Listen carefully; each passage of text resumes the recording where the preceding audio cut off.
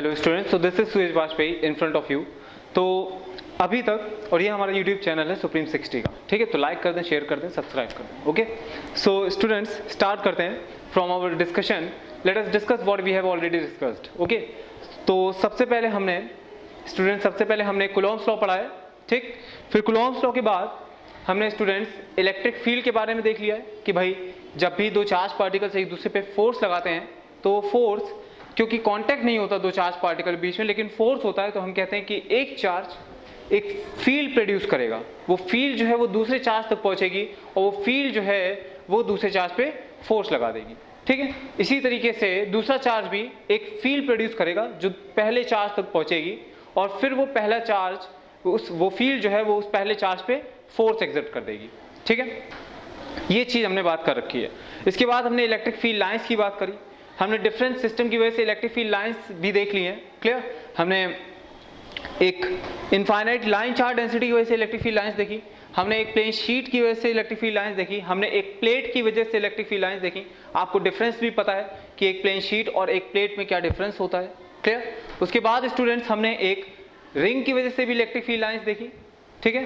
फिर उसके बाद हमने एक शेल की वजह से इलेक्ट्रिक फील्ड लाइंस देखी। एक शेल, ठीक है, एक कंडक्टिंग शेल या फिर एक कंडक्टिंग सॉलिड स्फीयर जिसकी सिर्फ सरफेस पे चार्ज होता है।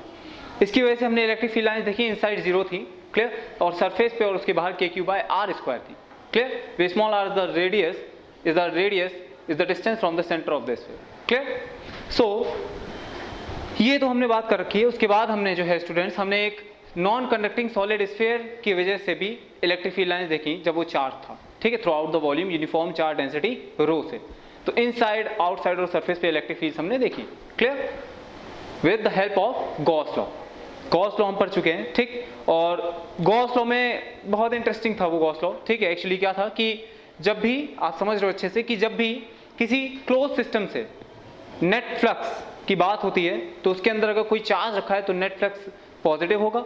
अगर नेगेटिव चार्ज रखा है then the net flux will be negative, and if it is positive then the net flux will be positive. If zero then the net flux through a closed surface will be zero, क्योंकि जो net flux है किसी close surface से वो हमें बताता है कितनी फील्ड लाइंस, कितनी नेट फील्ड लाइंस, कितनी नेट इलेक्ट्रिक फील्ड की लाइंस उस क्लोज सरफेस से बाहर आ रही हैं, क्लियर, ठीक है। तो जो अंदर आ रही है उनको हम नेगेटिव ले लेंगे और जो बाहर जा रही है उनको हम पॉजिटिव ले लेंगे, क्लियर है, ठीक।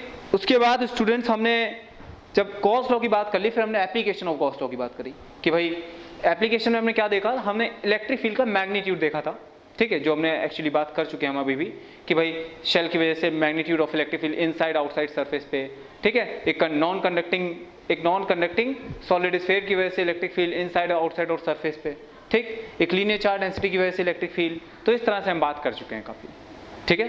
सो I hope that it is very much clear to you.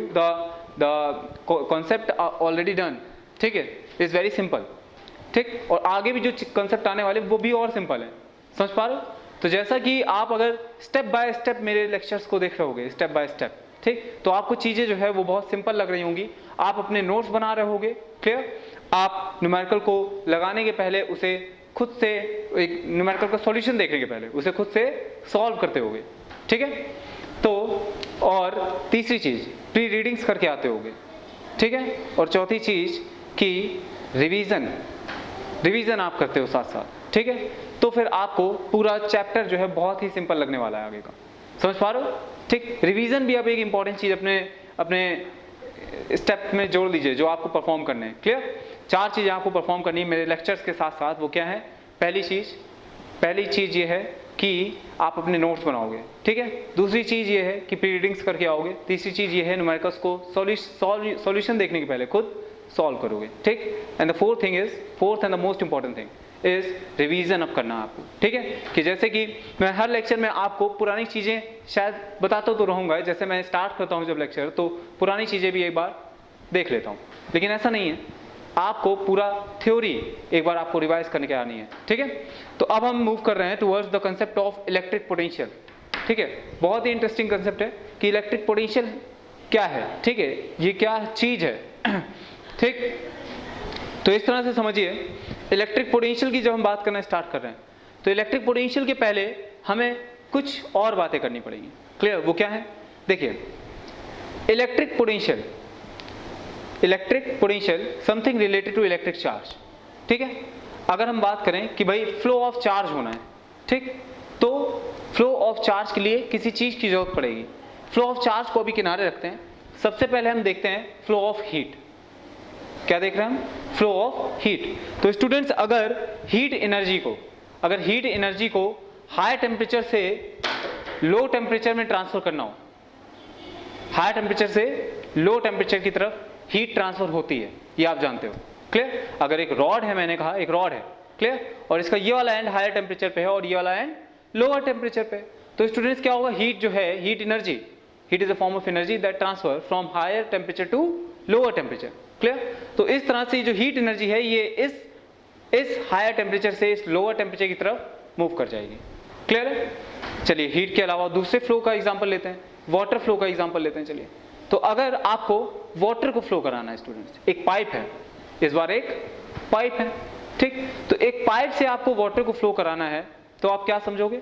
तो आपको इधर प्रेशर ज्यादा लगाना होगा, इधर प्रेशर कम लगाना होगा, तभी तो पाइप से वाटर फ्लो हो पाएगा। समझ पा रहे हो? ठीक, इस तरह समझो कि अगर आप इधर भी प्रेशर, इस ओपन एंड पे भी प्रेशर उतना ही लगा दोगे और इस ओपन एंड पे भी प्रेशर उतना ही लगा दोगे, तो वाटर मूव क्यों करेगा? समझ पा रहे हो ना? लेकिन अगर आपने इधर प्रेशर ज्यादा कर दिया तब वाटर इस डायरेक्शन में मूव कर जाएगा, क्लियर है। तो ठीक उसी तरीके से स्टूडेंट, जब चार्ज फ्लो होता है हमारा, तब भी हमें एक क्वांटिटी की जरूरत पड़ती है कि हम बताएं कि अगर इस क्वांटिटी में डिफरेंस है तभी चार्ज ट्रांसफर होगा, क्लियर। तो वो क्वांटिटी जो है वो यहाँ पे इलेक्ट्रिक पोटेंशियल होती है। समझ पा रहे हो? जो काम टेम्परेचर डिफरेंस हीट फ्लो के लिए कर रहा है, जो काम टेम्परेचर डिफरेंस हीट फ्लो के लिए कर रहा है कि हीट हायर टेम्परेचर से लो टेम्परेचर की तरफ फ्लो होती है, और जो काम वाटर के फ्लो के लिए प्रेशर डिफरेंस कर रहा है, मींस वाटर जो है वो हायर प्रेशर रीजन से लोअर प्रेशर रीजन की तरफ फ्लो करता है, ठीक वही काम इलेक्ट्रिक पोटेंशियल जो है वो आपके चार्ज के लिए करने वाला है। मींस आपका जो चार्ज होगा स्टूडेंट्स, वो हाई पोटेंशियल से लो पोटेंशियल की तरफ फ्लो करेगा हमेशा, क्लियर। तो कब चार्ज फ्लो नहीं करेगा? When there will be no potential difference. ये ठीक उसी तरह का क्वेश्चन हुआ कि कब हीट फ्लो नहीं करेगी, कब हीट इस रॉड में फ्लो नहीं करेगी? जब दोनों साइड का टेम्परेचर सेम हो जाए। कब पानी नहीं फ्लो करेगा? जब दोनों साइड का प्रेशर सेम हो जाए। समझ पा रहे हो? तो कब चार्ज नहीं फ्लो करेगा इस रॉड से, इस मेटल वायर से कब चार्ज फ्लो नहीं करेगा? तो कब नहीं फ्लो करेगा स्टूडेंट्स? तब नहीं फ्लो करेगा जब इसके अक्रॉस जो टेम्परेचर, जो पोटेंशियल डिफरेंस है, टेम्परेचर डिफरेंस नहीं इस बार, पोटेंशियल डिफरेंस, वो जीरो हो जाए, क्लियर। तो इलेक्ट्रिक पोटेंशियल और पोटेंशियल डिफरेंस की हम बात करेंगे इस चैप्टर में, क्लियर। तो आज हम देखते हैं कि आज के लेक्चर्स में हम क्या क्या पॉइंट्स कवर करने वाले हैं, आज के लेक्चर्स में हम क्या क्या पॉइंट्स कवर अप करने वाले हैं, इनको देख लेते हैं जरा, ठीक है। थोड़ा कंसेप्ट जो है वो अपना जो लेक्चर है थोड़ा इंटरेस्टिंग हो जाएगा। So the points to be covered are, let us see, work done by external force. Students, आज हम बात करेंगे work done by external force. समझ पा रहे हो? एक छोटा सा एग्जांपल जो मैं लेता रहता हूं, मैंने काफी बार लिया भी होगा, आज उसको आपको अच्छे से समझना है कि भाई ये मार्कर है और हमने इस मार्कर को उठा के ऊपर लेके आए हैं, ठीक है, h हाइट से ऊपर ले आए, ठीक है। तो आपको ये बताना है कि work done by external force कितना हुआ। Actually work done by external force होता क्या है, ये आपको समझना है। तो work done by external force कुछ नहीं है, सीधे वर्क डन के कंसेप्ट पे हम आते हैं। तो work done by any force is, as you all know, F dot d r, ठीक। तो एक्सटर्नल फोर्स का वर्क डन क्या हो जाएगा? F external dot d r. अब ये work done by external force किस तरह से potential energy of the system से रिलेटेड है, इसकी भी आज हम बात करेंगे। तो सबसे पहले हम बात करेंगे work done by external force, उसके बाद हम बात करेंगे पोटेंशियल एनर्जी क्या होती है, ठीक, और कितने टाइप की होती है। For example electrostatic potential energy, gravitational potential energy जो आप ऑलरेडी पढ़ के आए हो, स्प्रिंग पोटेंशियल एनर्जी जो आप ऑलरेडी पढ़ चुके हो, spring potential energy, gravitational potential energy आप ऑलरेडी देख चुके हो स्टूडेंट्स। जो इस चैप्टर में हम बात करेंगे, ठीक है, वो हम बात करेंगे इलेक्ट्रोस्टैटिक पोटेंशियल एनर्जी की, क्लियर है, ठीक। उसके बाद हम बात करेंगे पोटेंशियल डिफरेंस की। What do you mean by potential difference, clear. Difference ये होता क्या है, ये क्यों जरूरी है चार्ज ट्रांसफर होने के लिए, इसकी बात करेंगे, क्लियर। फिर उसके बाद हम आज कुछ एग्जांपल्स देखने वाले हैं, बिटवीन 5 to 6 एग्जांपल्स आज हम देखेंगे आज के लेक्चर्स में, ठीक है। तो इंटरेस्टिंग लेक्चर होने वाला है, बहुत सारी चीजें आपको आज सीखने को मिलेंगी, बहुत सारे कंसेप्चुअल चीजें आज आपको सीखने को मिलेंगी, तो स्टे ट्यून्ड, ठीक है। और बहुत ही इंटरेस्टिंग चीजें, बहुत इंटरेस्टिंग लेक्चर होने वाला है आज, ठीक है। तो लेट स्टार्ट। ओके स्टूडेंट्स, तो सबसे पहले आज हम बात करते हैं work done by external force. This work done by external force, ठीक है, ये क्या होता है? चलिए, I have to rub it. Okay students, तो work done by external force को इस तरह से समझते हैं। देखिए एक्चुअली क्या है स्टूडेंट्स, एक्सटर्नल फोर्स का वर्क डन कंसेप्ट आया कहां से? देखिए, जब एक चार्ज इस तरह से ये है, ठीक है, और यहां पे मान लीजिए कोई इलेक्ट्रिक फील्ड है, as you all know that the positive charge will travel in the direction of electric field, positive charge will travel in the direction of electric field, ठीक है स्टूडेंट्स। तो आप समझ रहे हो कि इस एक्सटर्नल चार्ज पे इस डायरेक्शन में एक इलेक्ट्रिक फोर्स लग जाएगा, समझ पा रहे हो? क्योंकि ये जो Q चार्ज है ये पॉजिटिव है, and this will be the electric field, this will be our electric field. तो इस तरह से ये इलेक्ट्रिक फील्ड है और इस Q चार्ज पे आपकी Fe इलेक्ट्रिक फील्ड की वजह से Fe का फोर्स लग रहा है, क्लियर? लेकिन स्टूडेंट्स, अगर मैं कह रहा हूं कि आप क्या करना चाह रहे हो, आप इस फोर्स को अपोज करना चाह रहे हो, आप क्या चाह रहे हो कि ये चार्ज इस फोर्स को अपोज करे, इस वजह से आप एक इसके अपोजिट डायरेक्शन फोर्स लगा रहे हो और चार्ज को इक्विलिब्रियम में रखते हुए इस पोजीशन से उठा के इस पोजीशन पे लेके आ रहे हो आप, क्लियर? चार्ज को आप इस पोजीशन से उठा के इस पोजीशन पे लिए आ रहे हो, समझ पा रहे हो? ये ठीक है, आपने चार्ज पार्टिकल को उठाया, ठीक, और क्या किया? सिंपली आपने चार्ज पार्टिकल को इस डायरेक्शन में यूं मूव करा दिया, समझ रहे हो? With the help of an external force, with the help of an external force, F external, ठीक है। ये एक्सटर्नल फोर्स आपने इस तरीके से स्टूडेंट्स लगाया, ये एक्सटर्नल फोर्स आपने इस तरीके से लगाया कि भाई ये जो आपका फोर्स है, ये जो चार्ज है आपका, ये फोर्स आपने इस तरीके से लगाया कि ये जो आपका चार्ज है, पॉइंट चार्ज है, ठीक है, ये इक्विलिब्रियम में रहे, इक्विलिब्रियम में रहता हुआ इस पॉइंट पे आ जाए। स्टूडेंट्स, आप अच्छे से जानते हो कि इक्विलिब्रियम का मतलब होता है force zero, net force on the system will be zero, net acceleration on the system will be zero, ठीक, velocity change will be zero. इसको इस चीज से बिल्कुल भी कंफ्यूज मत करिएगा कि इक्विलिब्रियम का मतलब होता है वेलोसिटी विल बी जीरो। भाई किसी के दिमाग में अभी आया भी होगा कि भाई यहाँ पे अगर कहा आपने इक्विलिब्रियम में है तो ये जो चार्ज है इसकी कोई वेलोसिटी नहीं होगी। स्टूडेंट्स, ऐसा नहीं कह रहा हूं मैं कह रहा हूं यहाँ पे एक्सेलरेशन जीरो होगा, ठीक है, एक्सेलरेशन जीरो होगा, कुछ वेलोसिटी हो सकती है लेकिन वो वेलोसिटी कांस्टेंट रहेगी, clear? So the charge will be in equilibrium, और चार्ज इक्विलिब्रियम में कब होगा? जब राइट वर्ल्ड वाला फोर्स लेफ्ट वर्ल्ड वाले फोर्स के इक्वल हो जाएगा। मतलब यहां से स्टूडेंट्स हम बोल सकते हैं that F external will be equals to minus of F E, अगर हम वेक्टर साइन देखें, समझ पा रहे हो? देखिए, okay students, I hope this is very much clear to you, समझ पा रहे हो आप? तो मैंने क्या किया, मैंने एक सिंपल सा काम किया कि भाई यहाँ पे क्यू चार्ज रखा था, यहाँ पे एक एक्सटर्नल इलेक्ट्रिक फील्ड थी, क्लियर? आपने क्या करा कि आपको पता चला कि इस क्यू चार्ज पे एक एफ ई का फोर्स लग रहा है, ठीक, F E, F electric force, हमने इलेक्ट्रोस्टैटिक फोर्स कह दिया है, F E, E for charge मत समझ लीजिएगा यहाँ पे, क्लियर? इस क्यू पे चार्ज जो है वो तो क्यू है, अगर हम फोर्स का मैग्नीट्यूड देखें that will be E Q, clear? लेकिन जो फोर्स है उसको हमने बोल दिया F E, means electrostatic force on this charge, ठीक है? अब आप इस चार्ज को उठा के opposite to the electric field move करा रहे हो, means opposite to the internal force. अगर हम इसको बात करें, ये इलेक्ट्रिक फील्ड का फोर्स जो है ये इंटरनल है, तो आप क्या कह रहे हो कि हमने एक एक्सटर्नल फोर्स अप्लाई किया, एक एक्सटर्नल फोर्स हमने इस चार्ज पे अप्लाई किया, ठीक, और उस फोर्स की मदद से हम इसको इक्विलिब्रियम में रखते हुए means velocity zero, acceleration velocity constant, acceleration zero, ठीक, इक्विलिब्रियम में रखते हुए धीरे धीरे यहाँ पे ले आए, इस पॉइंट पे हम ले आए, ठीक है? तो अब जब हम इस चार्ज पार्टिकल को उठा के इस पॉइंट पे ले आए, क्लियर? तो work done by external force आपको समझना है क्या होगा। What do you mean by work done by external force, clear? तो देखिए स्टूडेंट, इसको आप इस तरह से समझिए कि भाई ये आपका मार्कर है, ठीक, आपने इस मार्कर को उठाया और यहां पे आप देख रहे हो कौन सी फील्ड लग रही है, इस केस में ग्रेविटेशनल फील्ड लग रही है। तो जो बात हम ग्रेविटेशनल फील्ड में करते थे वही बात हम यहां करने वाले हैं, ठीक? तो ग्रेविटेशनल फील्ड की जब हम बात करते हैं तो नीचे की तरफ ग्रेविटेशनल फील्ड है, तो इस पे जो फोर्स लग रहा है वो mg डाउनवर्ड लग रहा है, ठीक? अब आप इसको इस फील्ड के, इस फोर्स के, इस इंटरनल फोर्स के अपोजिट डायरेक्शन मूव कराना चाहते हो, क्लियर? तो आपने एक एक्सटर्नल फोर्स इसमें लगाया और कहा ये चार्ज इक्विलिब्रियम में जब ऊपर आ रहा है, equilibrium means velocity constant, acceleration 0, तो आपने इसको h हाइट ऊपर तक आप ले आए, समझ पा रहे हो, आप इक्विलिब्रियम में रखते हुए इसे h हाइट ऊपर तक ले आए हो, ठीक।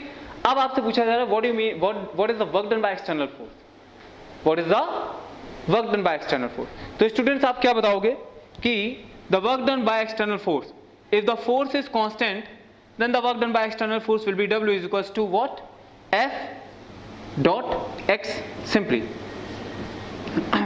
F external.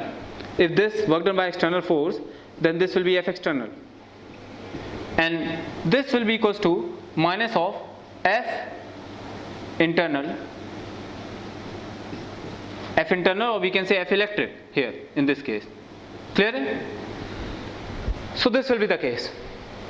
Work done by external force is equal to F external dot X, clear, is equal to minus of F internal dot X, X for displacement as we all know, क्योंकि work done जो होता है students वो force dot displacement होता है।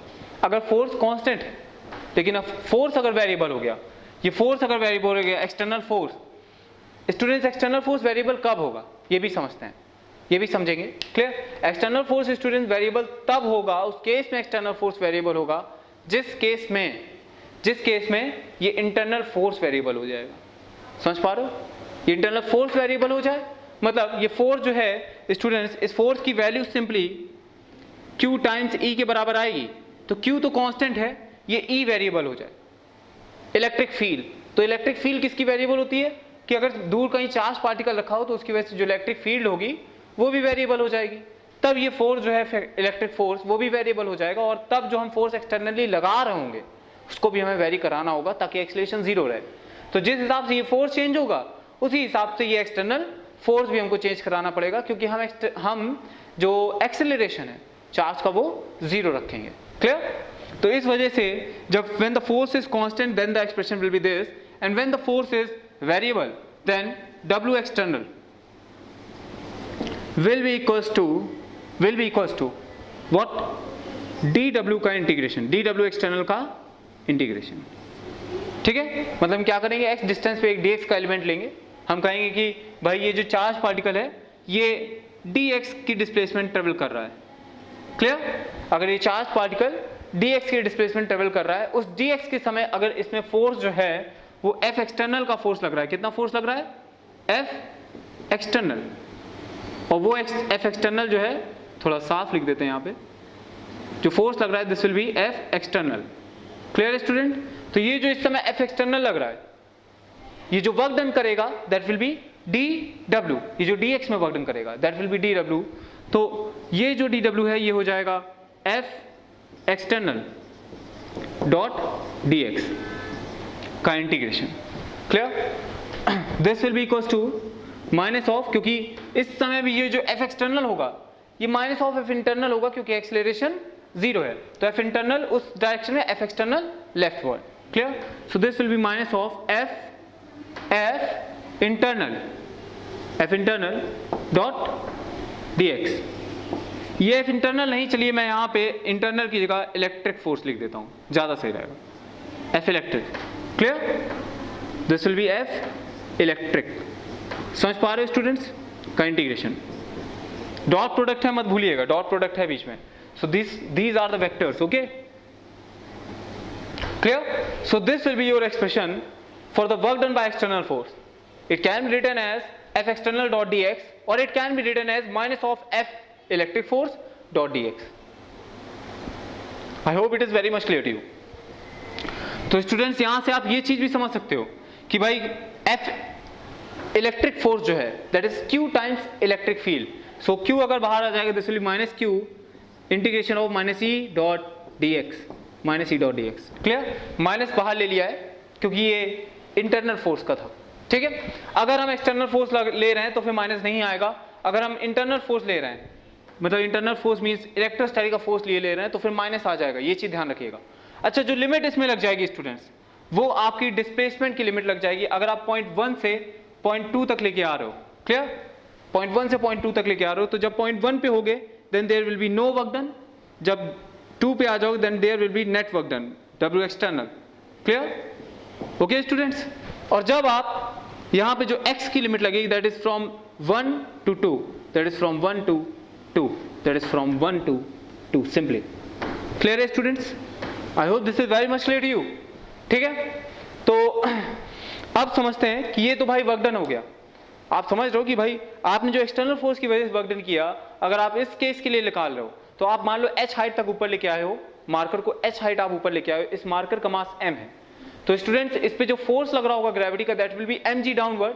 आप external force जो लगा रहे होगे वो ऊपर की तरफ लगा रहे होगे, F external, and this F external will be equals to mg, will be equals to minus mg.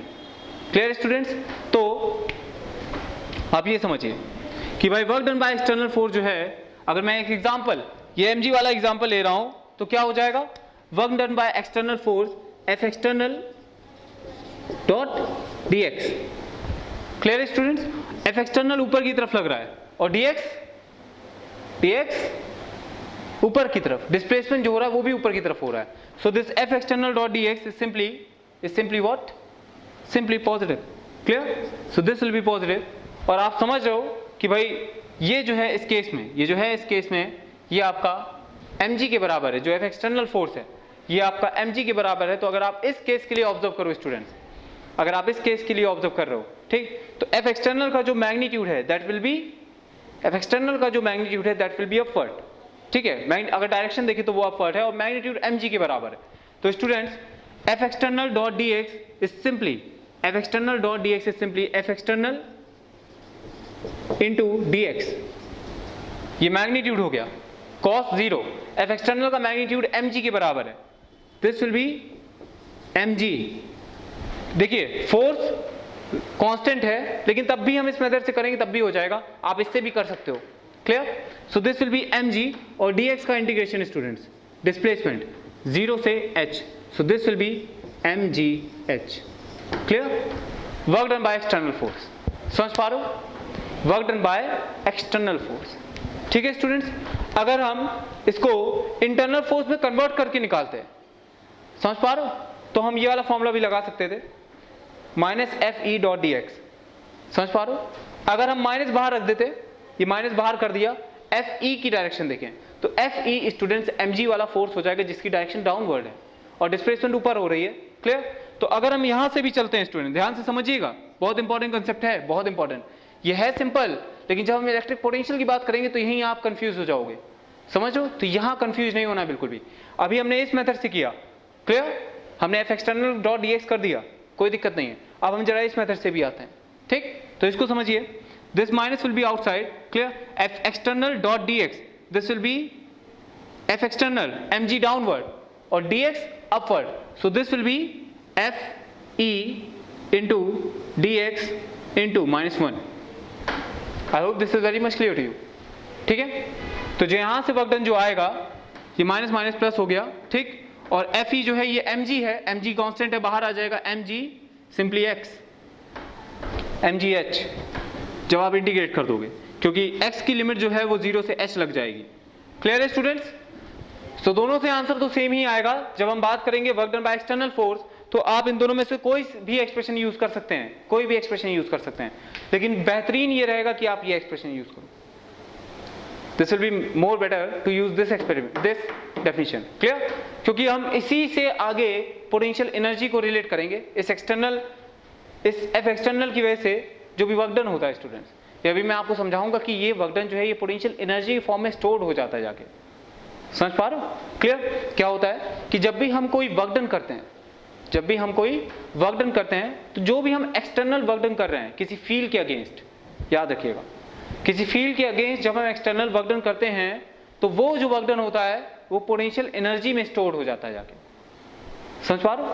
Clear? और पोटेंशियल एनर्जी जो भी है, जो पोटेंशियल एनर्जी का कंसेप्ट है, वो सिर्फ और सिर्फ कंजर्वेटिव फोर्स के लिए एग्जिस्ट करता है. ठीक है? तो सबसे पहला अगला कंसेप्ट जो है हमारा वो आता है कंजर्वेटिव फोर्सेस. Conservative forces. तो सबसे पहले अब हम कंजर्वेटिव फोर्सेस की बात करेंगे, फिर हम बात करेंगे कि पोटेंशियल एनर्जी क्या होती है. ठीक, तो ये एक चीज जल्दी से समझ लीजिए फिर से एक बार, that work done by external force is equal to F external dot dx का integration and this will be equal to minus of F internal dot D X का इंटीग्रेशन। तो एफ ई की जब हम बात करेंगे this will be Q E, ठीक है। तो work done by external force will be F external dot D X का इंटीग्रेशन, या फिर simply minus Q dot Q and the integration of E dot D x simply. Clear from 1 to 2? Is it clear? So this is very simple thing, very simple thing. This is the concept of 11th class. Okay, ये 11th class का concept है, बहुत ही simple है, बहुत ही basic है, clear? लेकिन बहुत important है, बहुत interesting है, ठीक? अब हम बात करते हैं conservative forces की, ठीक? जिससे फिर हमारा base बनेगा towards electric potential energy. Clear है?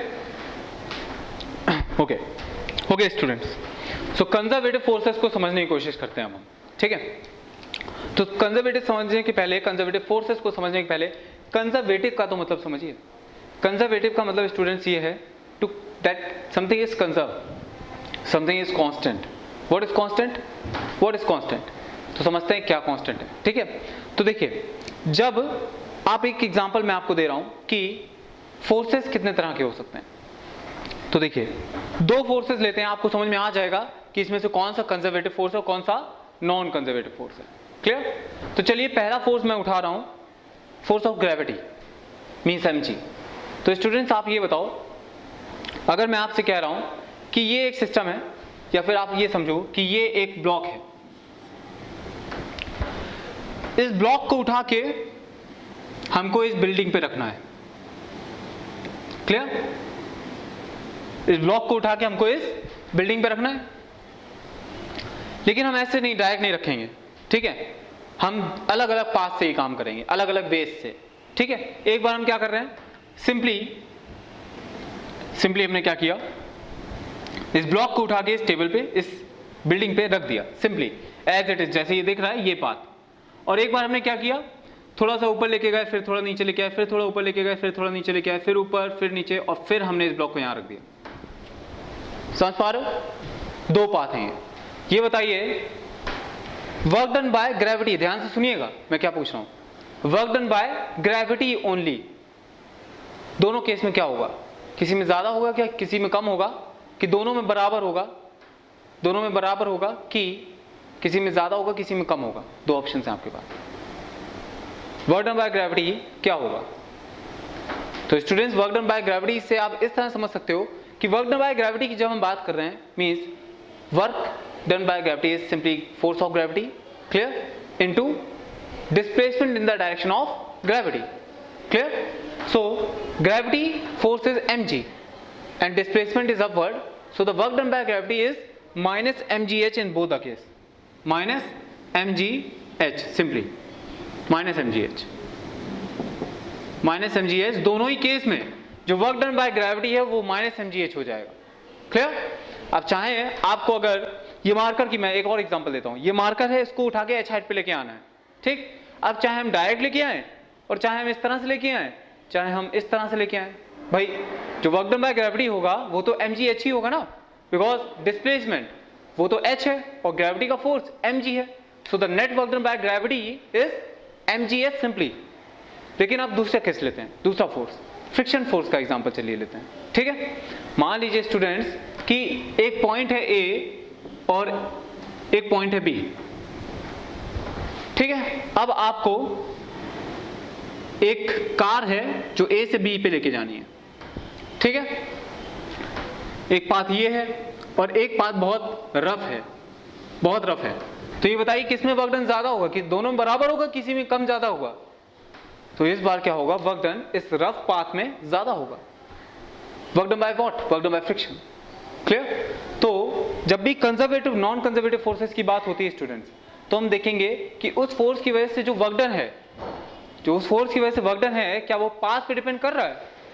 अगर वर्क डन पाथ पे डिपेंड कर रहा है then it will be non conservative force, और अगर वर्क डन पाथ पे डिपेंड नहीं कर रहा है then it will be conservative force.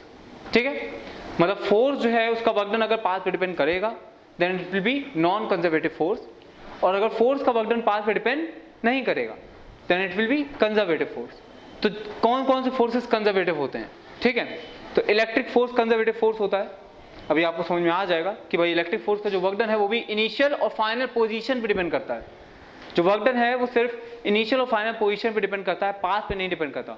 तो इस तरह के फोर्सेस को क्या कहते हैं? Conservative forces. लेकिन अगर हम बात करें फ्रिक्शन फोर्सेस की, तो फ्रिक्शन फोर्स का जो वर्क डन होता है वो इनिशियल और फाइनल पोजीशन पे नहीं डिपेंड करता, वो पाथ पे भी डिपेंड करता है। ठीक, कि आप रफ पाथ से जा रहे हो कि स्मूथ पाथ से जा रहे हो। अगर स्मूथ पाथ से जाओगे तो वर्क डन कम करना पड़ेगा, अगर रफ पाथ से जाओगे तो वर्क डन ज्यादा करना पड़ेगा। ठीक है स्टूडेंट्स, सो इस तरह से आप समझ गए हो कि जो फ्रिक्शन का फोर्स होगा that will be your non conservative force, और जो वर्क डन बाय ग्रेविटी है that will be your conservative force. तो जरा डेफिनेशन की बात कर लेते हैं कंजर्वेटिव फोर्स और नॉन कंजर्वेटिव फोर्सेस की। ओके स्टूडेंट्स, तो अब बात करते हैं कंजर्वेटिव फोर्स और नॉन कंजर्वेटिव फोर्सेस के डेफिनेशन की। देखिए स्टूडेंट, ये चैप्टर तो 11th का है, लेकिन आपको ये भी समझ में आना चाहिए कि जो इलेक्ट्रिक फोर्स है वो एक कंजर्वेटिव टाइप का फोर्स है। The electric force is a conservative force. और क्योंकि हम यहाँ पे पोटेंशियल एनर्जी की बात करने वाले हैं, तो स्टूडेंट्स मैं आपको ये बताना चाहता हूँ कि पोटेंशियल एनर्जी जो भी डिफाइंड है वो सिर्फ और सिर्फ कंजर्वेटिव फोर्सेस के लिए डिफाइंड है। ठीक है, जो पोटेंशियल एनर्जी डिफाइंड होती है is defined only for conservative forces. और अब हम समझने वाले हैं what is the relation between the conservative forces and potential energy, और यहाँ से ही कंसेप्ट बिल्डअप होगा कि पोटेंशियल एनर्जी एक्चुअली होती क्या है। Clear, what is the potential energy, what is potential energy. तो पोटेंशियल एनर्जी के कंसेप्ट को समझने के लिए ये कंजर्वेटिव फोर्स और नॉन कंजर्वेटिव फोर्स का एग्जांपल समझना बहुत जरूरी है। ठीक है, तो let us see the force are said to be conservative if the work done by that force is independent of path। जैसा कि मैंने आपको अभी बताया था एग्जांपल देके, ग्रेविटेशन का फोर्स लिया था, वो पाथ डिपेंडेंट नहीं था। ठीक, ए और बी दोनों सेम वर्क डन आ रहा था। लेकिन अगर हमने फ्रिक्शन का एग्जांपल लिया तो ए और बी दोनों से डिफरेंट वर्क डन आ रहा था। तो friction force is path dependent, hence it will be non conservative force, and gravitation force is path independent, hence it will be conservative force. Clear, and non conservative force, the forces are said to be non-conservative, said to be non-conservative if the work done by the force is independent, is dependent on path, is dependent on path. Clear, on path. So this is our example of non-conservative force. This is definition of non-conservative force. The force are said to be non-conservative if the work done by the force is dependent on path. Clear, and it is said to be conservative if the work done by the force is independent of path. Clear, तो ये आपके examples हैं, ये आपके examples हैं non conservative forces के, gravitation force, electrostatic force. ठीक, generally आप पहचानो कैसे कि फोर्स जो दिया हुआ है हमें ये कंजर्वेटिव है कि नॉन कंजर्वेटिव है। आप इसका वर्क डन निकालोगे, आप दो पाथ से इसका वर्क डन निकाल दो, अगर दोनों पाथ से वर्क डन डिफरेंट आया है इसका मतलब ये जो फोर्स है ये नॉन कंजर्वेटिव फोर्स हो जाएगा। क्लियर, ऐसा नहीं है कि हर तरह की इलेक्ट्रिक फील्ड भी कंजर्वेटिव होती है, मे बी कोई इलेक्ट्रिक फील्ड ऐसी भी हो सकती है जो कंजर्वेटिव ना हो, वो डिपेंड करेगा। ठीक, लेकिन जनरली जो इलेक्ट्रिक फील्ड्स होती हैं वो कंजर्वेटिव इलेक्ट्रिक फील्ड्स होती हैं। ठीक है, तो द वर्क डन, अभी ये समझो कि जो फील्ड फोर्सेस होते हैं वो जनरली कंजर्वेटिव फोर्सेस होते हैं। कंजर्वेटिव फोर्सेस क्या होते हैं? जिनका वर्क डन जो है ये पाथ पे डिपेंड ना करे। Clear, simple. आइए, तो potential energy is only defined for conservative forces, ये भी बहुत इंपॉर्टेंट है डेफिनेशन, ये पॉइंट बहुत इंपॉर्टेंट है। Potential energy is only defined for conservative forces, non conservative forces के लिए पोटेंशियल एनर्जी डिफाइन नहीं होती है। क्लियर, तो ये तो बात हो गई कंजर्वेटिव नॉन कंजर्वेटिव फोर्सेस की। अब हम बात करते हैं पोटेंशियल एनर्जी की। क्या है potential energy, what is the change in potential energy. तो potential energy as we all know is the energy because of the state, energy due to the state. Energy एक पर्टिकुलर स्टेट में body की होने की वजह से, state का क्या मतलब है? Particular position. दो तरह की मैकेनिकल एनर्जी होती हैं, पहली that is kinetic energy and second that is potential energy. Kinetic energy is due to motion of the body, potential energy is due to position of the body. Clear? तो potential energy position की वजह से होती है। अगर body statically कहीं पे है तो उस पोजीशन में होने की वजह से उसमें कितनी एनर्जी होगी, तो वो जो एनर्जी है वो आपकी बताती है पोटेंशियल एनर्जी। क्लियर, जैसे कि अगर बॉडी यहाँ पे है तो इसकी एनर्जी कुछ होगी, मान लीजिए 5 जूल होगी। अगर यहाँ पे है तो ऑब्वियस है कि ज्यादा होगी। क्यों ज्यादा होगी? अगर हम इसको यहाँ से छोड़ दें तो जब नीचे जाएगी तो ज्यादा साउंड इफेक्ट, ज्यादा हीट इफेक्ट जनरेट होंगे, और अगर इसको हम यहां से छोड़ें तो कम साउंड इफेक्ट्स, कम हीट इफेक्ट जनरेट होंगे। So this shows that the body at higher position have the higher energy. Which type of energy it is? It is simply the energy because of position, hence it is potential energy. Clear? तो यहाँ पे भी ये potential energy कैसे हो सकती है? तो स्टूडेंट्स, जब एक चार्ज पार्टिकल एक इलेक्ट्रिक फील्ड में रखा है, क्लियर, ये चार्ज पार्टिकल यहाँ पे रखा है, तो अभी भी इसमें कुछ एनर्जी है। क्यों है एनर्जी? अगर आप इसको छोड़ दोगे तो ये मूव करने लगेगा, तो भाई काइनेटिक एनर्जी है ना, तो वो एनर्जी कहाँ से आई? लेकिन अभी तो ये मूव नहीं कर रहा है, तो इसमें अभी कौन सी एनर्जी है? इस समय इसमें पोटेंशियल एनर्जी है, because of rest, because of position. समझ पा रहे हो? तो एनर्जी तो है। जब बॉडी जो है वो इलेक्ट्रिक फील्ड में, जब चार्ज इलेक्ट्रिक फील्ड में रखा है, तो उसमें कोई एनर्जी तो है। वो एनर्जी बिकॉज ऑफ पोजीशन है, hence it will be electrostatic potential energy. तो पोटेंशियल एनर्जी कितनी तरह की होती है? टाइप्स ऑफ पोटेंशियल एनर्जी बात करते हैं, types of potential energy.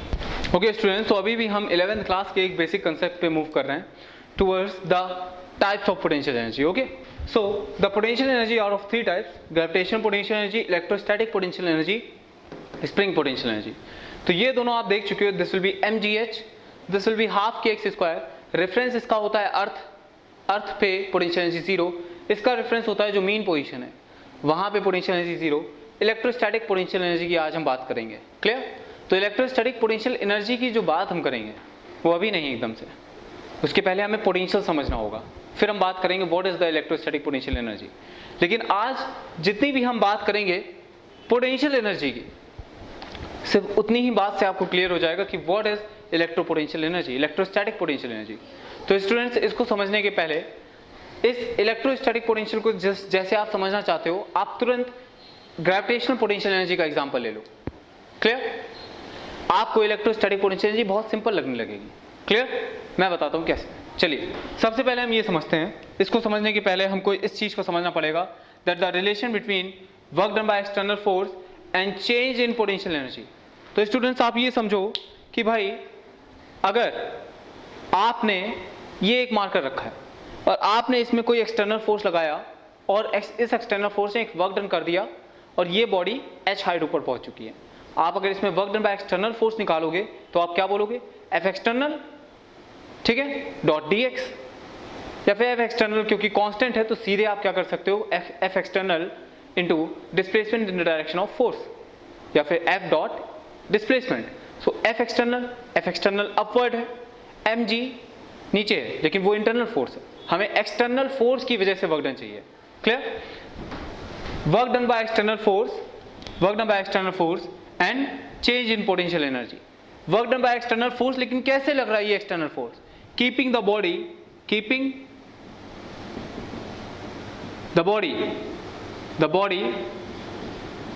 in equilibrium.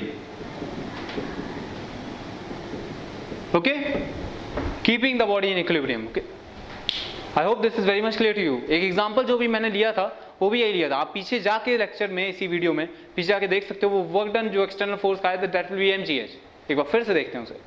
तो इस पे जो फोर्स लग रहा है that will be F external, जो कि mg के इक्वल है क्योंकि बॉडी इक्विलिब्रियम में। ठीक है, body will be in equilibrium. तो स्टूडेंट, जो भी फोर्स लग रहा है वो mg नीचे लग रहा था, आपने एक्सटर्नल फोर्स ऊपर लगाया और आप इस बॉडी को इक्विलिब्रियम में रखते हुए ऊपर ले आए h हाइट ऊपर।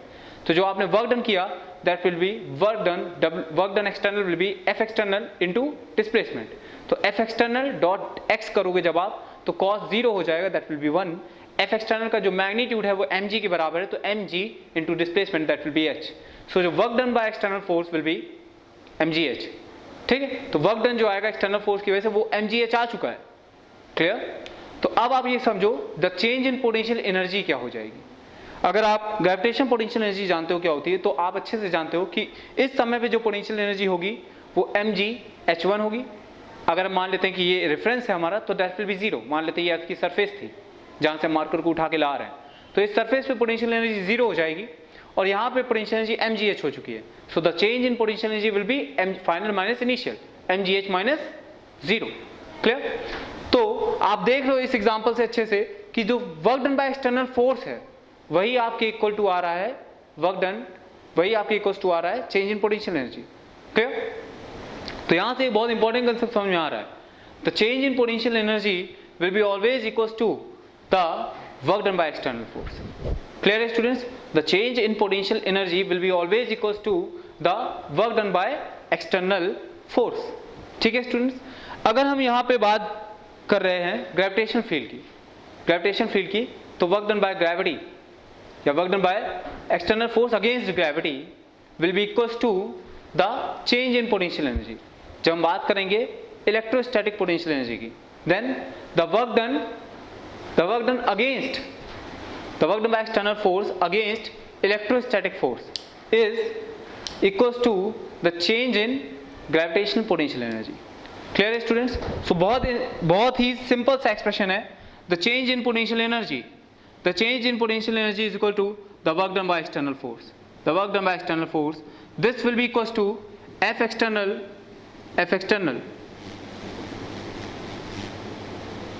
dot dx का integration, and this will be equals to minus of F internal या फिर F इलेक्ट्रिकल। अगर इलेक्ट्रिक पोटेंशियल एनर्जी की बात कर रहे हैं then this will be electrostatic force.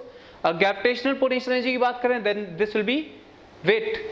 अगर हम बात कर रहे हैं स्प्रिंग फोर्स की then this will be spring potential energy की बात कर रहे हैं then this will be spring force. Clear?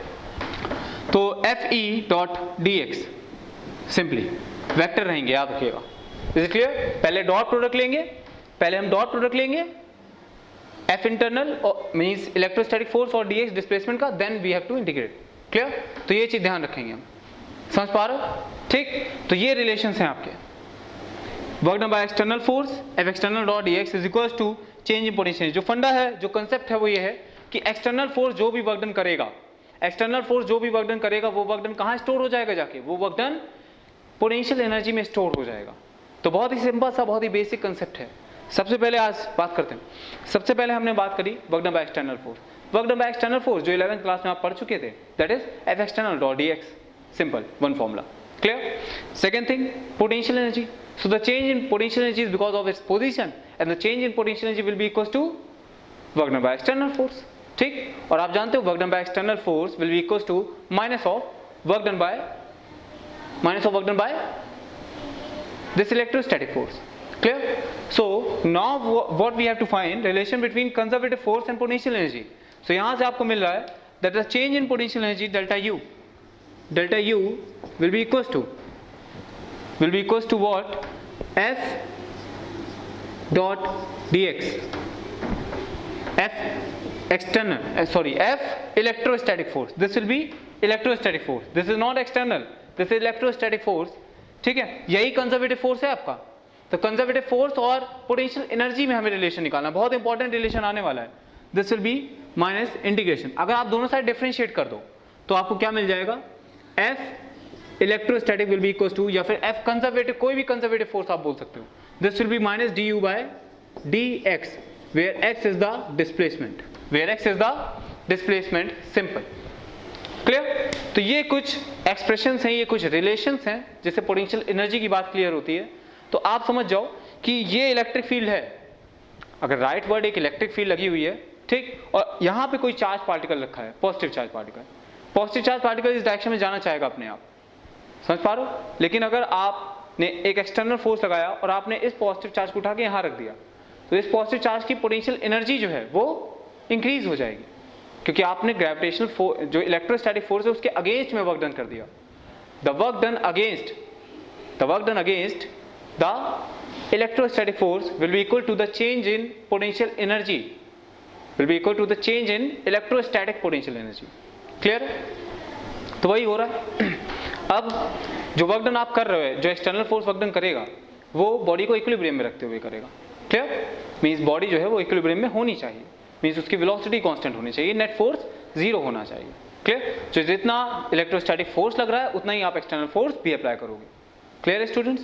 सो बहुत ही सिंपल सा कंसेप्ट है, 11th का कंसेप्ट है एक्चुअली, बहुत सिंपल। ठीक, अगर मैं जो पूरा डिस्कशन है उसको एक लाइन में अगर कन्वर्ट करता हूँ, ठीक है, तो वो सिंपल सी चीज है, क्या? That du change in potential energy, any type of potential energy will be equals to work done by external force against the conservative force. So work done by external force against the conservative force means this will be work done by minus of work done by conservative force. Simple. This is our expression. बस, और कुछ नहीं है। अब आप जानते हो work done by external force, ये आपने 11th क्लास में पढ़ा था, work done by external force will be F external dot dx का इंटीग्रेशन, और ये भी आपने 11th क्लास में पढ़ा था, work done by conservative force is equal to, work done by conservative force में बता रहा हूं, माइनस साइन तो लगेगा, work done by conservative force will be equal to F conservative dot dx का इंटीग्रेशन। सिंपली जो एक्सप्रेशन है, जो इंपॉर्टेंट चीज है पूरे डिस्कशन की, वो ये है, that the change in potential energy will be equal to work done by external force, this will be equal to minus times work done by conservative force. Clear? ये आपने प्रूफ करके भी देखा है भाई कैसे ये एक्सप्रेशन आया। ठीक है, अगर हम इसको इलेक्ट्रिक फील्ड के टर्म में कर दें तो आप अच्छे से जानते हो this Fe will be Q times E। सो अगर मैं इसी को यहां पे इस एक्सप्रेशन को इस तरह से लिख दूं, minus Q E dot dx का इंटीग्रेशन, तो इसमें भी कोई समस्या नहीं होगी। इस एक्सप्रेशन का हम काफी बार यूज करने वाले हैं, इस एक्सप्रेशन का आगे हम बहुत यूज करने वाले हैं। Clear? So the work done by external force is simply, work done by external force is simply minus Q times E dot dx। ये भी एक्सप्रेशन आपको याद रखना है। क्लियर?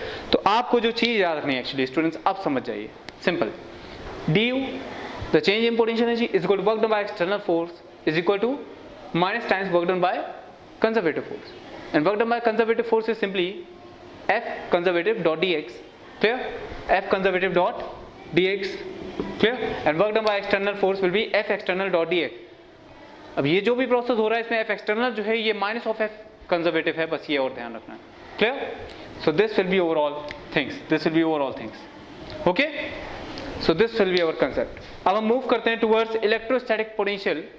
इलेक्ट्रोस्टैटिक पोटेंशियल जो अपना मेन कंसेप्ट है आज का, ये तो मैंने इसलिए आपको बता दी ताकि आपका 11th के कुछ बेसिक्स बन जाएं, जिसकी वजह से हम आगे प्रोसीड करेंगे। क्लियर?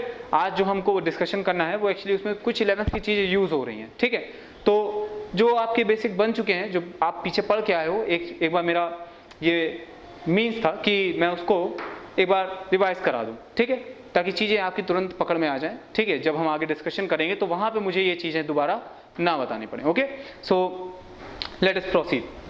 ओके स्टूडेंट, तो चलिए अब समझने की कोशिश करते हैं what is the concept of potential difference and potential. ठीक, इसकी तरफ मूव करते हैं। तो स्टूडेंट सबसे पहले तो आप ये समझिए कि जिस तरीके से टेम्परेचर डिफरेंस काम करता है फ्लो ऑफ हीट के लिए, जिस तरीके से प्रेशर डिफरेंस काम करता है फ्लो ऑफ वाटर के लिए, उसी तरीके से पोटेंशियल डिफरेंस काम करेगा फ्लो ऑफ चार्ज के लिए। मीन्स जो हीट है वो हाई टेम्परेचर से लो टेम्परेचर की तरफ मूव करती है, वाटर है हाई प्रेशर से लोअर प्रेशर की तरफ मूव करता है। उसी तरीके से चार्ज पार्टिकल्स हाई पोटेंशियल से लो पोटेंशियल की तरफ मूव करेंगे। क्लियर? मतलब कि अगर मैं आपसे ये कह दूं स्टूडेंट्स कि भाई यहाँ पे एक इलेक्ट्रिक फील्ड है ये, क्लियर, और मैंने आपसे बोल दिया कि यहाँ पे एक क्यू चार्ज हमने रख दिया, यहाँ पे हमने एक क्यू चार्ज रख दिया। ठीक, तो आप तुरंत समझ जाओगे ये क्यू चार्ज जो है ये इस डायरेक्शन में मूव कर रहा है, ये Q चार्ज इस डायरेक्शन मूव करेगा क्योंकि Q is a positive charge and this will be a electric field, so positive charge will move in the direction of electric field. So क्योंकि पॉजिटिव चार्ज इस point से इस point में move कर रहा है, इसका मतलब यहाँ पोटेंशियल डिफरेंस जरूर एग्जिस्ट करेगा। क्लियर? तो अगर हम दो पॉइंट्स ले लें, अगर मैंने ये दो पॉइंट्स ले लिए कि point A and point B, ठीक, और मैंने आपसे पूछा कि किस पॉइंट का पोटेंशियल हाई होगा, किस पॉइंट का पोटेंशियल लो होगा, तो आप तुरंत बता दोगे। ठीक, तो आप क्या करोगे, Q चार्ज रखोगे और आप देख लोगे ये Q चार्ज किस डायरेक्शन में जा रहा है। ठीक, और जिस डायरेक्शन में ये चार्ज जाएगा उस डायरेक्शन में पोटेंशियल डिक्रीज हो रहा होगा, बिकॉज जो पॉजिटिव चार्ज है वो हाई पोटेंशियल से लो पोटेंशियल की तरफ मूव करता है। तो ऑब्वियस है कि A का पोटेंशियल हाई होगा और B का पोटेंशियल लो होगा, means VA minus VB will be positive. ठीक है, मतलब पोटेंशियल जो है इलेक्ट्रिक फील्ड के डायरेक्शन में डिक्रीज कर रहा है। क्लियर? तो पोटेंशियल इलेक्ट्रिक फील्ड के डायरेक्शन में डिक्रीज कर रहा है। तो एक्चुअली पोटेंशियल होता क्या है, जरा आप इसको समझते हैं। अभी हमें ये नहीं पता कि पोटेंशियल क्या होता है, लेकिन अभी हम एक डेफिनेशन समझ चुके हैं, एक डेफिनेशन नहीं छोड़िए, डेफिनेशन छोड़िए, फिजिकल फेनोमेना समझ चुके हैं कि पोटेंशियल क्या काम कर रहा है।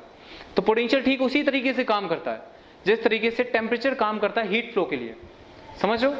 आप समझ रहे हो कि अगर आपने यहाँ चार्ज पार्टिकल क्यों रखा, ये इलेक्ट्रिक फील्ड है, ग्रीन कलर से शो करके दिखाई मैंने, तो अगर आप इस चार्ज पार्टिकल को लीव कर दो तो ये चार्ज पार्टिकल इलेक्ट्रिक फील्ड की डायरेक्शन में फ्लो करने लगेगा।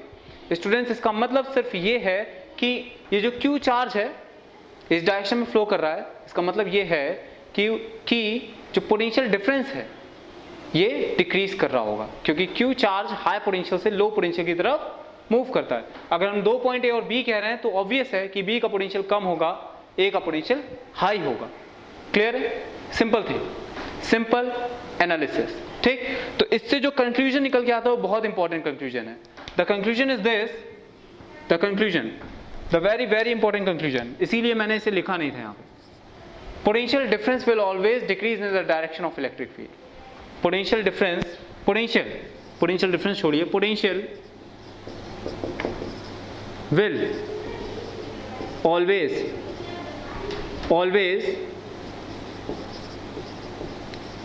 decrease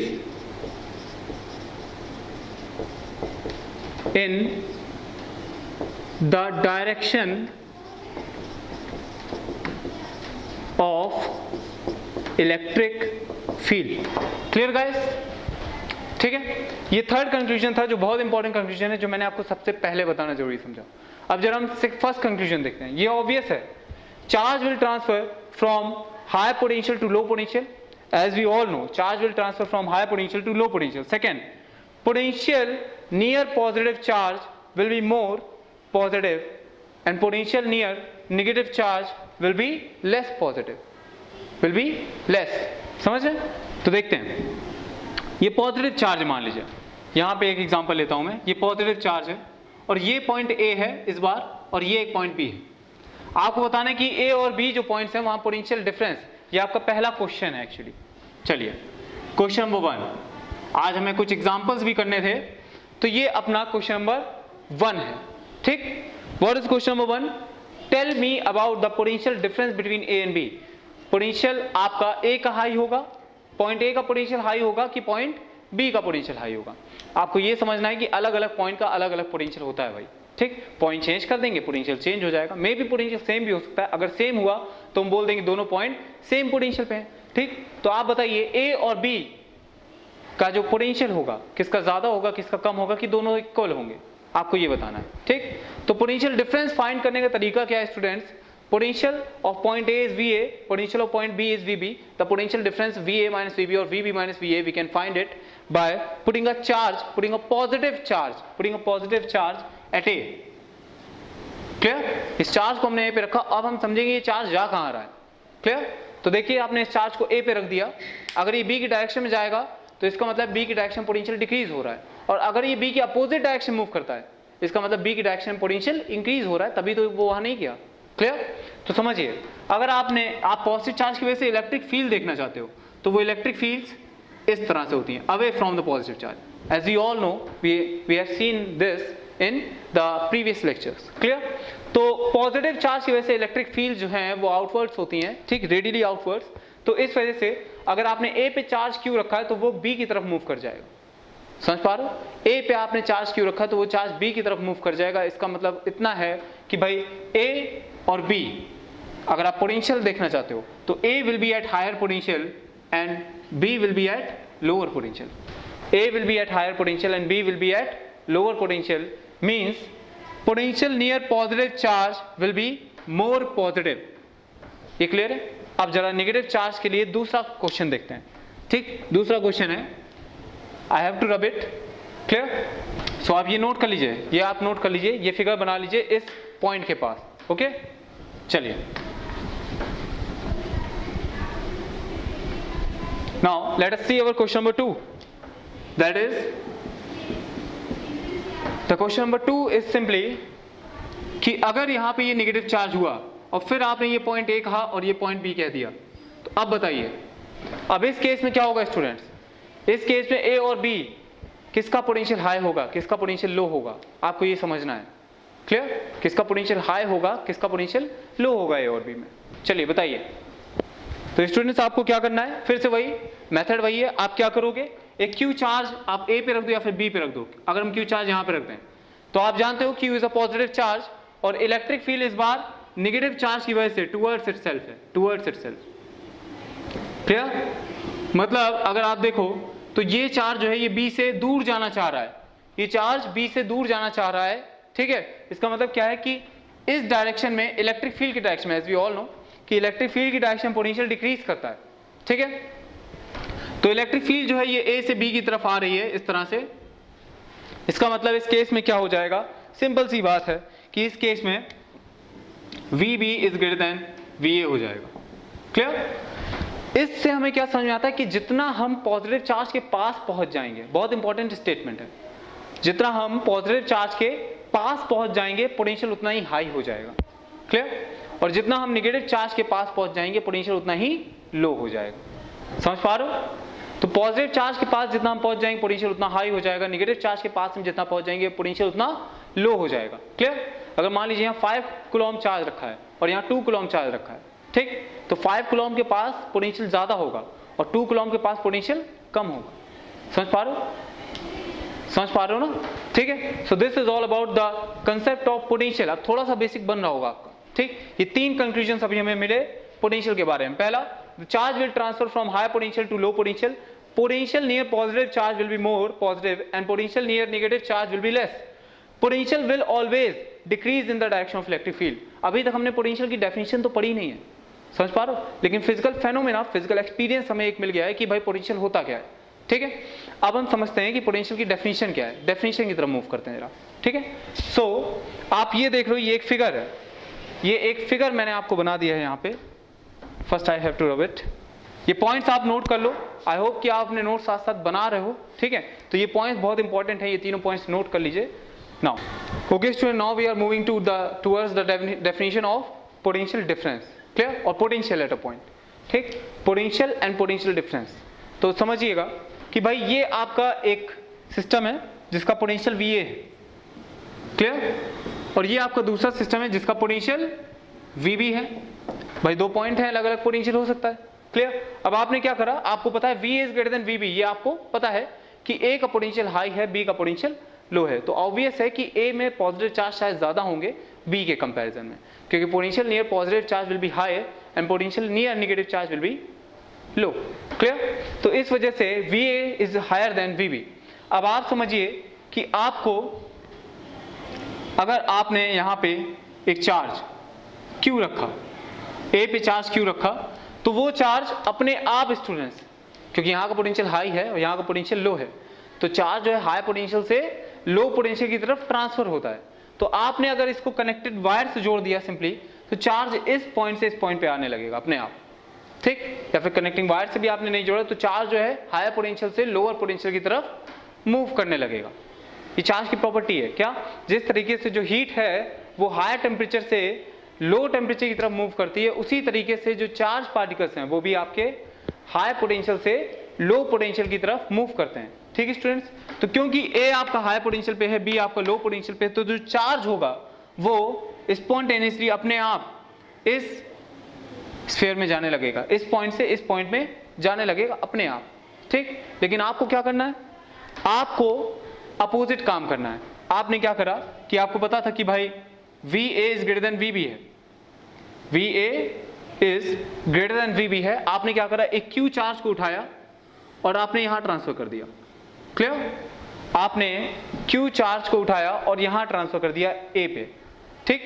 now the potential difference between VA and B, the potential difference between A and B will be defined as VAB, means VA minus VB will be equals to work done by external force. बहुत important definition है, work done by external force in moving the charge particle from B to A divided by the magnitude of charge particle. Clear? So the potential difference between A and B will be defined as the work done by external force, the work done by external force per unit charge in moving this charge Q from A to B. फिर से समझिए, the potential difference between A and B, that is VA minus VB, potential difference between A and B, that is VA minus VB, is equals to work done by external force in moving the charge from B to A divided by the charge itself, the magnitude of charge. Clear? तो ये समझिए कि जब ये work done positive है, ये जब work done positive होगा, ठीक है, तब आपका VA VB से ज्यादा होगा। क्लियर? ये एक्सटर्नल जो फोर्स वर्क डन कर रहा होगा, work done by external force, अगर ये पॉजिटिव है तो उस केस में VA is greater than VB। ये पॉजिटिव कब होगा? ये एक्सटर्नल फोर्स का वर्क डन पॉजिटिव तब होगा जब चार्ज जाना इधर चाहे लेकिन आप उसको जबरदस्ती बी से ए पे ले आओ, समझ रहे हो, तब ये वर्क डन पॉजिटिव होगा। अब आप खुद सोचो कि चार्ज खुद से इधर जाना चाहता है, समझ रहे हो, लेकिन आप वर्क डन करके लेके आओगे तो वो वर्क डन अपने आप नेगेटिव हो जाएगा। क्लियर है, समझ रहे हो ना, because work done by external force की हम बात कर चुके हैं, ठीक है। This work done by external force is simply is equal to minus times, या फिर हम सिंपली बोल सकते हैं F external dot D X, F external dot D X का integration divided by charge, this will be from B to A. Is it clear? और इसी expression को हम इस तरह से भी लिख सकते हैं, minus of F external dot D x, simply minus of F electrical force dot D x divided by Q. Clear? हम मान रहे हैं कि मोशन जो है एक स्ट्रेट लाइन में हो रहा है, ठीक है, इस वजह से कि एक्सटर्नल फोर्स और dx की जो डायरेक्शन है वो सेम है। क्लियर? अगर आप एक्सटर्नल फोर्स एफ एक्सटर्नल इस तरफ लगा रहे हो, क्लियर, तो dx की भी जो डायरेक्शन होगी that will be in this direction. Clear? समझ रहे हो स्टूडेंट्स? और जो इंटरनल फोर्स होगा वो आपका इस डायरेक्शन में होगा, F internal, this will be your F internal we can say F electrostatic, FE। Clear है? So as we all know F external is equals to minus of FE, ठीक। तो यहां से ये जो डॉट प्रोडक्ट है ये सिंपली मल्टीप्लिकेशन में कन्वर्ट हो गया है, cos 0 हो चुका है।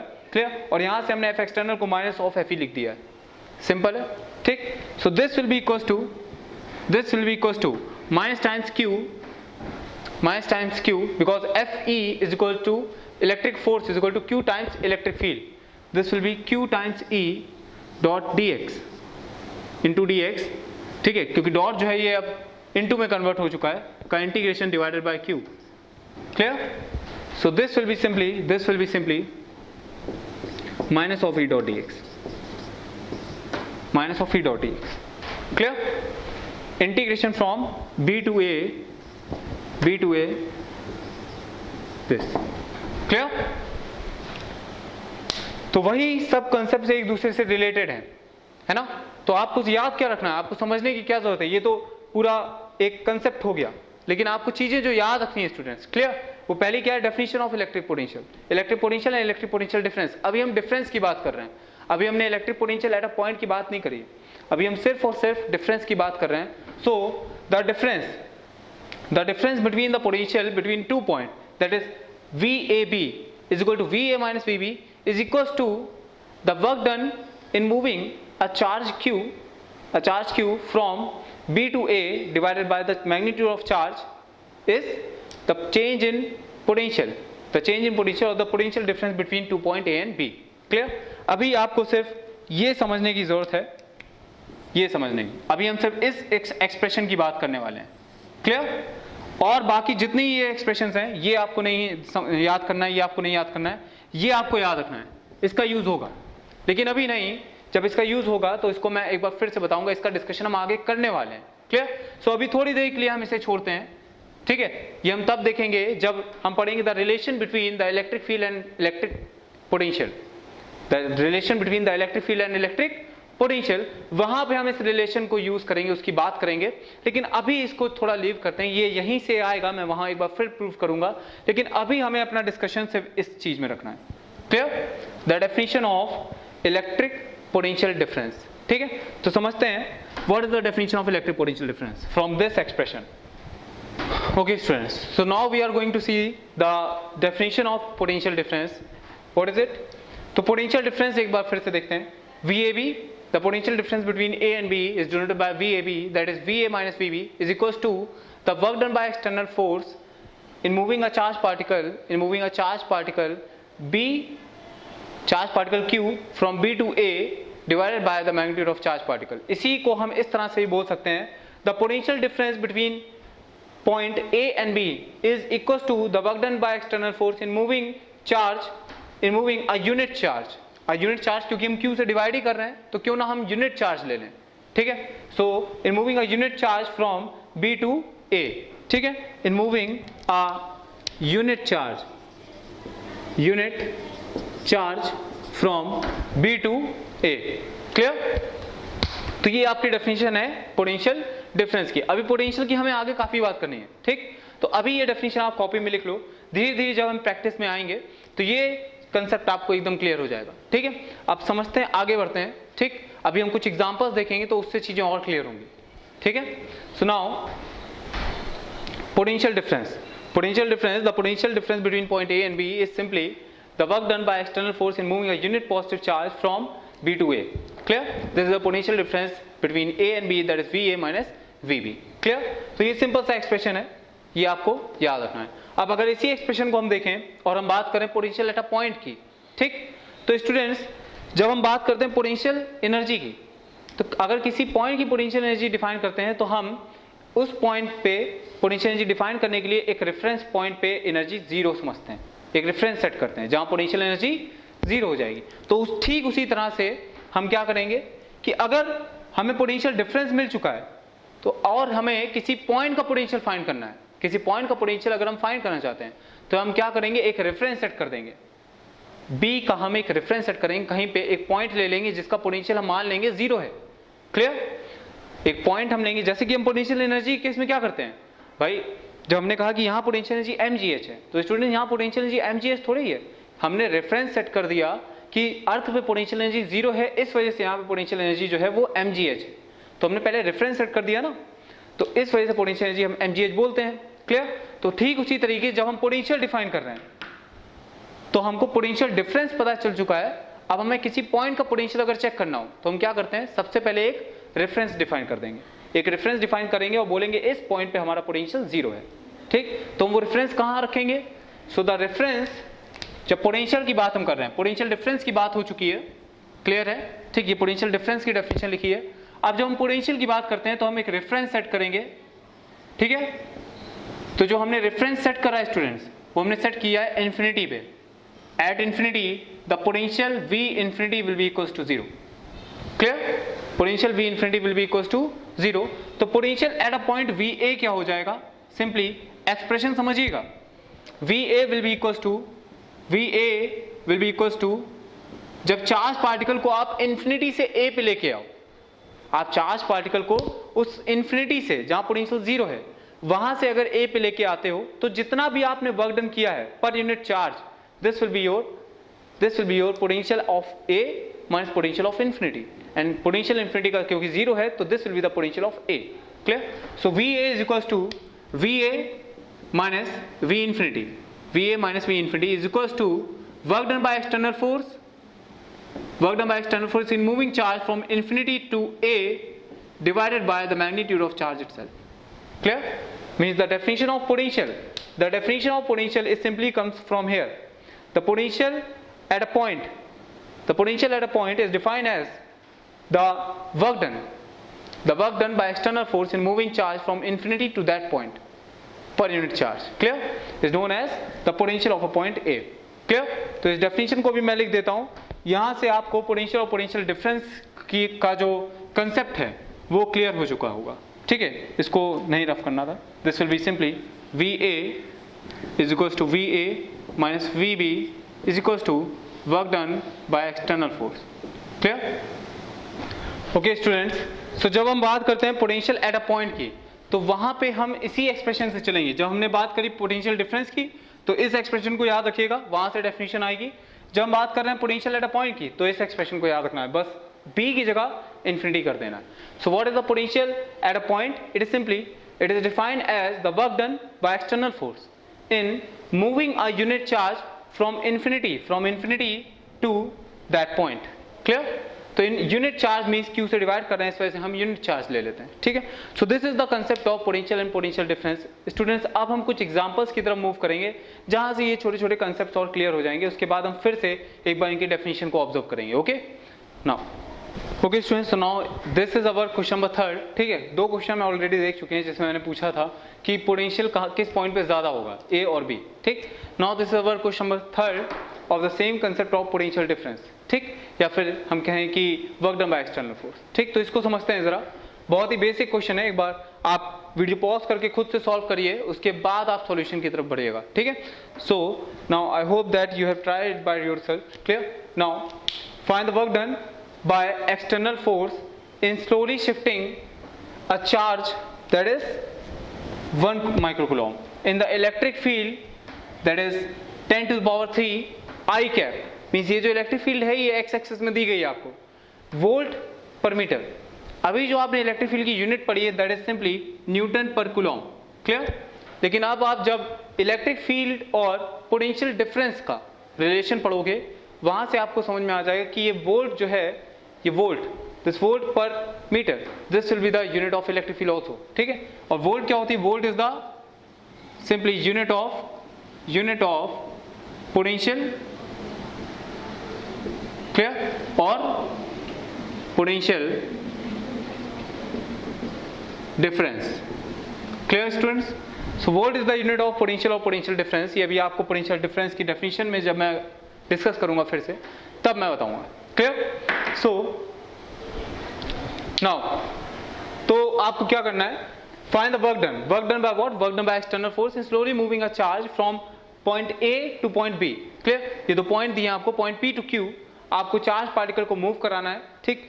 ये पॉइंट आपको दिख रहा है, ये पॉइंट जो है ये 2D में है, clear. So point 1 will be 1,2, this will be 1,2, so ये आपका पॉइंट 1,2 हो जाएगा, this will be your P, clear. ये पी पॉइंट आपको दिया है और दूसरा point 3,4, this will be 3 and this will be your 4, clear students. So ये आपको पॉइंट क्यू दिया है, ठीक है, this will be P and this will be Q, this will B 3,4। तो आपको एक चार्ज पार्टिकल को स्टूडेंट्स इस पॉइंट से उठा के इस पॉइंट पे रखना है, क्लियर, ठीक है। एक्सटर्नल फोर्स ने कितना वर्क डन किया, find the work done by external force in slowly shifting a charge q that is 1 microcoulomb in the external field। external field जो आपको दी हुई है वो किस डायरेक्शन में है, that will be in this direction, 10 to the power 3, 10 to the power 3 volt पर metre from the point P to Q, clear. P और Q आपको दिख रहे हैं यहाँ पे। तो इस पॉइंट से इस पॉइंट पे आपको चार्ज को उठा के रखना है, तो what is the work done by external force, ठीक है स्टूडेंट्स। तो अब आप जानते हो work done by external force is simply, work done by external force is simply what, is simply minus q times e dot dx, minus q times e dot dx का integration. अगर आप ये निकालना चाहते हो तो ये आप निकाल भी सकते हो, ठीक है। अगर आप ये निकालना चाहते हो तो आप ये निकाल भी सकते हो, कैसे, let us see. Work done by external force, work done by, ये एक्सप्रेशन वैसे आपको याद होना चाहिए, ये एक्सप्रेशन आपको याद होना चाहिए क्योंकि हम डिस्कस कर चुके हैं, क्लियर। लेकिन आपको मैं एक बार फिर से बताता हूं ये आया कहां से। Work done by external force is simply F external dot dx का integration, this will be equal to minus of F electrostatic force dot dx का integration, this will be simply minus q times integration of e dot dx का integration, clear students. So this will be your results. तो हम इस expression को direct use करने जा रहे हैं यहाँ पे, इस एक्सप्रेशन को डायरेक्ट यूज करने जा रहे हैं। So from this expression it will be simply minus q times e dot dx, clear. ये ठीक उसी तरह का क्वेश्चन हो गया कि भाई work done by electric field, ठीक है, इन एक्सटर्नल फील्ड। अगर आपसे कहा जाए कि आप अगर इसको और अच्छे से समझें, इसको और अच्छे से समझें, तो आपको इस डायरेक्शन में, आपको इस चार्ज पार्टिकल को इस डायरेक्शन में मूव कराना है फ्रॉम P टू Q। तो स्टूडेंट्स आपको एक फोर्स लगाना पड़ेगा, that is F external, clear, external force लगाना पड़ेगा, समझ पा रहे हो। लेकिन ये एक्सटर्नल फोर्स आपको किस डायरेक्शन में लगाना पड़ेगा ये भी इंपॉर्टेंट है, याद करिए। जब इलेक्ट्रिक फील्ड इस डायरेक्शन में होती थी तो F इलेक्ट्रोस्टैटिक इस डायरेक्शन में होता था, तो आप एक्सटर्नल फोर्स इस तरह से लगाते थे ताकि ये इक्विलिब्रियम में रहता हुआ मूव करे, क्लियर। तो पहले हमें F देखना पड़ता है, फिर हमें F एक्सटर्नल सेट करेंगे, समझो, ताकि इसका एक्सेलरेशन 0 हो जाए। Because in slowly shifting, this is also important, in slowly shifting, clear. तो लेट अस सी, जो आपका इलेक्ट्रिक फोर्स होगा, जो आपका इलेक्ट्रिक फोर्स है स्टूडेंट्स, जो इलेक्ट्रिक फील्ड का फोर्स है वो आपका इस डायरेक्शन में लग रहा होगा, क्लियर। तो आपको जो फोर्स लगाना पड़ेगा वो आपको जस्ट अपोजिट डायरेक्शन, इस डायरेक्शन में लगाना होगा, क्लियर। तो ये चीजें भी इंपॉर्टेंट है, है ना, लेकिन हम क्योंकि यहाँ पे डायरेक्ट ये फॉर्मूला यूज कर रहे हैं तो कुछ नहीं, हमें सिर्फ electric field dot D x करना होगा, बहुत सिंपल है। सो this will be simply minus Q will be 1 into 10 to power minus 6 coulomb into integration of simply E dot dx. What is E? E is 10 to the power 3 I cap, clear? Dot dx will be simply dx. आप इसको dr vector भी लिख सकते हो, dr. This dr tells us about the displacement, ठीक? और क्योंकि हम जानते हैं कि इस केस में ये 2D सिस्टम मोशन है, 2D में मोशन कर रहा है, तो dr जो हो जाएगा स्टूडेंट मींस डिस्प्लेसमेंट वेक्टर जो हो जाएगा, ये आपने 11th क्लास में पढ़ा होगा, this will be simply dx I cap plus dy j cap, clear? Because r vector is equal to x I cap plus y j cap, simply 11th class से, ठीक है? तो यहाँ पे ये आपका 10 to the power 3, क्योंकि यहाँ पे मोशन जो हो रहा है पार्टिकल का, जो पार्टिकल का मोशन हो रहा है वो 2D में हो रहा है, तो हम यहाँ पे लिख सकते हैं this will be dx I cap plus dy j cap. Okay students, so जब आप डॉट प्रोडक्ट कराएंगे तो I डॉट I जो है ये 1 हो जाता है एंड I डॉट j जो है ये 0 हो जाता है। So from here we will get minus 10 to the power minus 6 into 10 to the power integration of 10 to the power 3 dx। Clear है स्टूडेंट्स? सो आप समझ रहे होगे कि भाई 10 to the power 3 जो है वो कांस्टेंट है, वो बाहर आ जाएगा, dx का इंटीग्रेशन डेल्टा x हो जाएगा, ठीक, मींस x हो जाएगा। सो this will be minus 10 to the power minus 6 into 10 to the power 3 into integration of dx, this will B x, और लिमिट जो है वो लग जाएगी x1 से x2, सिर्फ x की लिमिट लगाएंगे यहाँ पे, और x1 जो है पॉइंट p के लिए 1 है और 2 के लिए और q के लिए 3 है, सो दिस विल बी 1 2 3। सो यहाँ से आंसर आ जाएगा 2 into 10 to the power minus 3, minus of